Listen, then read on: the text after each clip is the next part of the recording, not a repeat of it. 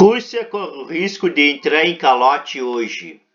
Nesta quarta, vence pagamento de 117 milhões de dólares em juros. O país tem 630 bilhões de dólares em reservas internacionais, mas metade está bloqueado. Rússia emitiu uma ordem para pagar os detentores da Eurobonds 117 milhões de dólares, embora não tenha dito se pagamento foi em dólares ou rublos. Foto Andrei Rudakov / Bromberg. Londres e Moscou. Nesta quarta-feira, a Rússia deve dar um calote em sua dívida externa, mesmo tendo 630 bilhões de dólares em reservas internacionais. O país é alvo de sanções pela invasão da Ucrânia e não consegue ter acesso à metade desse valor. No início deste mês, as agências de classificação de risco cortaram a nota de crédito da Rússia para junk ou lixo, o que já significa que era grande a chance de calote. O país precisa pagar 117 milhões de dólares em juros de um título emitido em dólar, cujo vencimento é amanhã. Se não honrar o pagamento, será a primeira vez que a Rússia entra em calote externo desde a Revolução de 1917, quando os bolcheviques não reconheceram a dívida do período czarista, segundo a reportagem da CNN Business.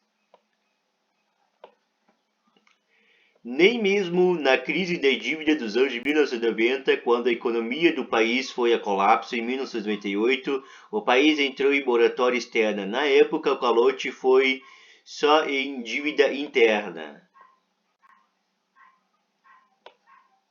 Há 30 anos no país, a rede fast food McDonald's fechou temporariamente cerca de 850 lanchonetes espalhados pela Rússia como resposta à invasão à Ucrânia.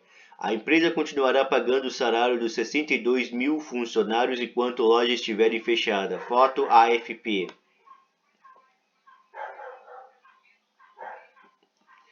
O que é mais intrigante nessa situação é que a Rússia tem o dinheiro, mas não pode acessá-lo. Desde 2014, a última vez que Estados Unidos e aliados impuseram sanções ao país devido à anexação da Crimeia, o Kremlin acumulou mais de 600 bilhões de dólares em reservas estrangeiras, agora parcialmente bloqueadas. Pagamento só em rublo. Além disso, o presidente Vladimir Putin proibiu qualquer pagamento, inclusive para credores externos, em qualquer outra moeda que não seja o rublo, como parte do esforço de seu regime para fortalecer a moeda russa diante das sanções impostas pelo Ocidente.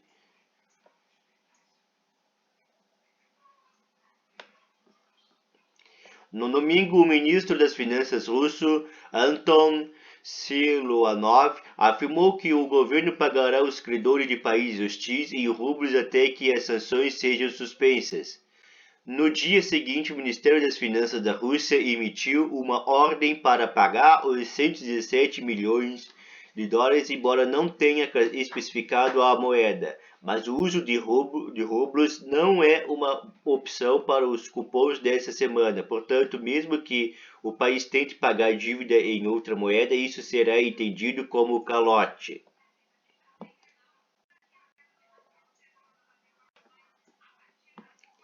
Nesta terça-feira, a agência de classificação de risco Fitch confirmou que a Rússia ficará inadimplente se não pagar em moeda os cupons que vencem nesta quarta-feira, dentro de um período de carência de 30 dias, segundo a assessoria. Um calote poderia levar uma fuga dos poucos investidores estrangeiros que ainda restam do país e isolar ainda mais a economia russa, já em ruínas.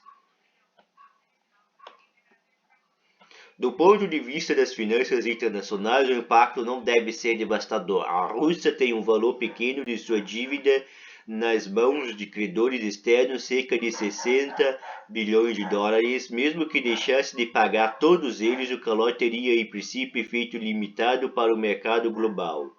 Analista do Capital Economics alerta, porém, que se uma instituição financeira estiver muito exposta, há risco de contágio com implicações ainda não dimensionadas.